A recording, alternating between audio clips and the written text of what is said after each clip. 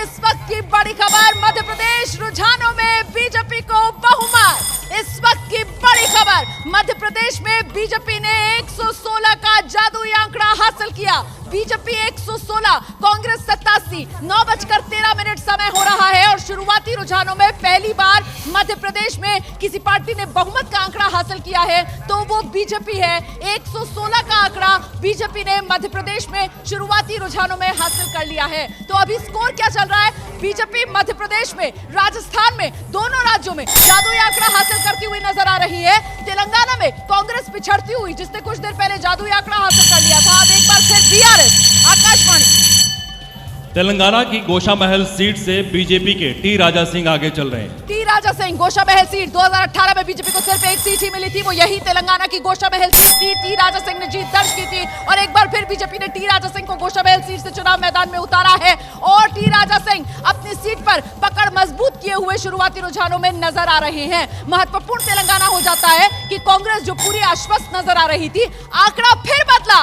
तेलंगाना में एक बार फिर से कांग्रेस बहुमत का आंकड़ा पार करती हुई नजर आ रही है। ये रुझान है, बदल रहे हैं। हालांकि अब 9:15 बज रहा है और ऐसे में दिबांग, अब तो माना जाए ईवीएम की गिनती शुरू हो गई होगी। ईवीएम, जी हाँ, बिल्कुल ईवीएम की गिनती शुरू है और अगर आप चुनाव आयोग का देखें तो बीजेपी 17 और कांग्रेस 13 है। बिल्कुल, मध्य प्रदेश बीजेपी 117, जादुई आंकड़े को और पार करती हुई ईवीएम की गिनती शुरू। अब यही ट्रेंड रहने वाला है। ये पहला राउंड चल रहा है, ट्रेंड बदलेगा क्योंकि 13 से 14 राउंड होते हैं। मध्य प्रदेश बीजेपी, राजस्थान बीजेपी, बदले की तस्वीर। राजस्थान में बीजेपी मुझे लगता है कि आगे ही रहेगी और अभी इलेक्शन कमीशन भी देख रहा हूं तो उसमें जो आए हैं नतीजे, उसमें बीजेपी 17 पर है और कांग्रेस 13 सीटों पर है। मध्य प्रदेश में भी बीजेपी 7 पर है और कांग्रेस 1 सीट पर है। मतलब कुल मिलाकर ट्रेंड यही, मध्य प्रदेश और बीजेपी दोनों में बीजेपी आगे। ट्रेंड यही रहेगा और ट्रेंड यही आगे रहने वाला है। मध्य प्रदेश और राजस्थान दोनों जगह बीजेपी आगे रहेगी और छत्तीसगढ़ में मुझे लग रहा है कि कांग्रेस का ही आगे रहेगा। बजर बजर बजर, बहुत देर से लगातार बजर बज रहा है। इसका मतलब ये कि मध्य प्रदेश और राजस्थान और हर जगह से जानकारी है। देखिए, अगर हम बात करें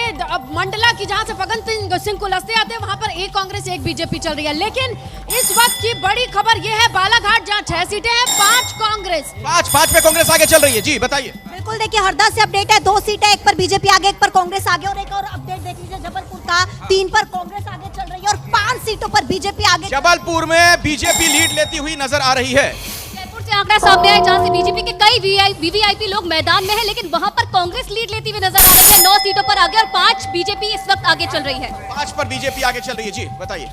बहुत रोचक बात यह है कि केसीआर दोनों सीटों पर पीछे है, लेकिन जो उनके मुख्य प्रतिद्वंदी हैं रेवंत रेड्डी, वो दोनों सीटों पर आगे। रेवंत रेड्डी देखिए रोमाना, दोनों सीटों पर आगे चल रहे हैं, जबकि केसीआर दोनों ही सीटों पर पिछड़ते दिख रहे हैं। और मेरी दिलचस्पी तो मध्य प्रदेश में है। अखिलेश, देखिए मध्य प्रदेश में बीजेपी कैसे जादुई आंकड़े को पार करके तेजी से बढ़त बनाती हुई नजर आ रही है। बीजेपी 120 पर पहुंच गई है, कांग्रेस 95 पर है और ऐसे में वो जो आदिवासी बहुल इलाका है मंडला, जहां से फग्गन सिंह कुलस्ते सांसद, उनको भी चुनाव मैदान में उतारा गया। लग रहा है बीजेपी की रणनीति काम कर रही है। जल्दी नहीं, काम नहीं कर रही, क्योंकि मंडला से पिछली बार फग्गन सिंह कुलस्ते का भाई चुनाव हार चुके थे। इस बार कुलस्ते खुद लड़ रहे हैं और वहाँ एक बीजेपी एक कांग्रेस है। दूसरा, बालाघाट में गौरीशंकर बिसेन वहाँ के मजबूत नेता हैं और वहाँ कांग्रेस बढ़त बना रही है।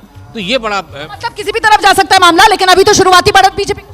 देखिए, 1.25 घंटे के बाद भी 3 फिगर में सिर्फ बीजेपी है। जिस बीजेपी को खारिज कर दिया गया था, मध्य प्रदेश भी और राजस्थान भी, राजस्थान भी। और मैं बताऊं, ये जो 3 फिगर है, कुछ लोग हैं जिन्हें अभी भी आशंका हो सकती है पलट जाएगा, लेकिन पलटेगा या नहीं? लेकिन मुझे उम्मीद है कि नहीं पलटेगा। राखी जी, नहीं पलटेगा, अब ऐसे ही रहने वाला है। मध्य प्रदेश, राजस्थान, बीजेपी 3 फिगर में। मुझे भी ऐसा ही लग रहा है, दोनों में एज है और ट्राइबल वोट की जो बात हो रही थी वो काफी इंपॉर्टेंट रहेगा इस बार भी और हमें उस पर नजर रखनी चाहिए। बिल्कुल, ट्राइबल वोट बहुत निर्णायक रहने वाला है, मध्य प्रदेश में भी, राजस्थान में भी।